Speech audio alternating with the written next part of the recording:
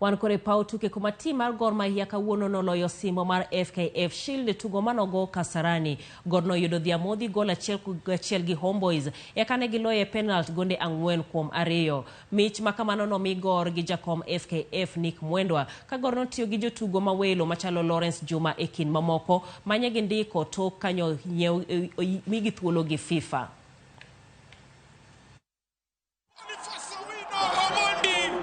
What a strike! Wow! Mazoezi kemkema. Wanapokuwa kule Gor Mahia tizamiri Eston Esie Eston! Namna gani zore hapa. Wanakosa maelewano. Eric Kambunya na warudisha mchezoni.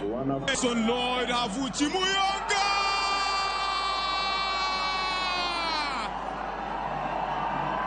Amepiga darini kule wanapolala njiwa. Amangao ya Isani inaoga wa timu ya Gor Mahia.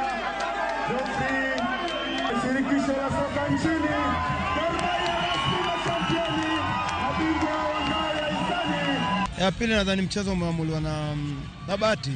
Maana penalty huwa ni bahati, unaona. So mimi naamini mchezo wa leo bahati imechukua stand. So tunakuwa patient kidogo tukiongeza taratibu. Tukijua na tukiwa na imani kuwa watakuwa sawa. But I thought it was quite an evenly matched game, as it always is between ourselves and Homeboys. And yeah, we're quite disappointed to concede the goal in the way it does. You know, we can't attach any blame to the young goalkeeper because the wall has to do its job. It's not like it's went over the wall, it's went right through it. So that was disappointing. There's a few players still have to get to full fitness. School secondary